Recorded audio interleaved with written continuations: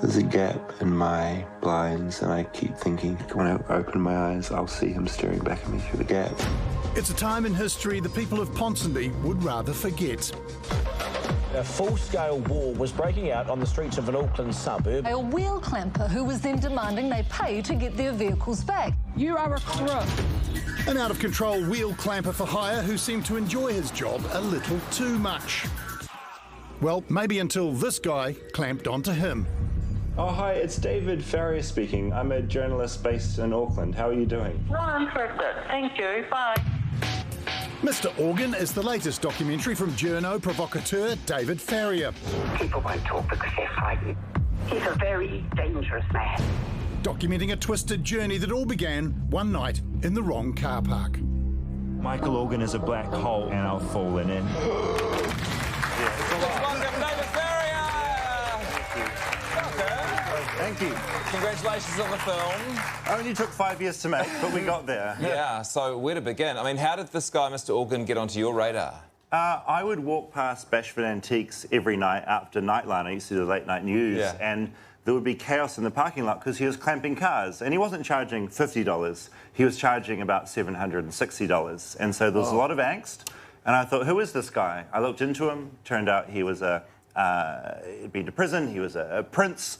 I was like, who is this man? Why is a prince clamping in Ponsonby? What? Without spoilers, I haven't seen the movie, but I read a lot about how this has driven you, nearly broke you, sent you overseas. Yeah, it was bad. I mean, clamping is like a metaphor for what Mr. Organ does. He psychologically traps you in a situation and then just mentally sort of works away on you. And I thought as the documentary maker, I would sort of be safe from that.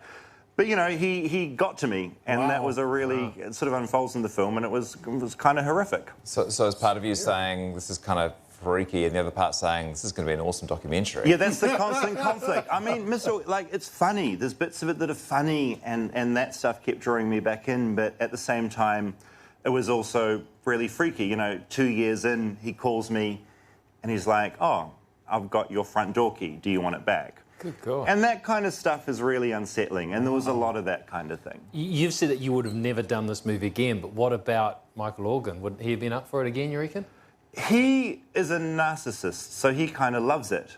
I mean, the surreal thing is that we're open in 60 cinemas across New Zealand from today, and it's playing in the cinema opposite the new antique shop. So it's a really weird situation. I think a lot of documentaries are about kind of true crime stories that have happened in the past, whereas this is all kind of still unfolding, which is super strange. So is it over now that the film's over? He's still... Oh, no, it's ongoing. I mean, I've been away from New Zealand. I got back about 5 days ago, and it all just kicks in. You know, he's a pretty driven, litigious person, and for me, it's not over. So I just hope this film is sort of a warning about a certain sort of person. And not just him, but other people. There are Mr. Organs everywhere that kind of get into our lives, and it's kind of a warning about that. I can feel him watching. Yeah. He's watching, right? Oh, he'll be watching.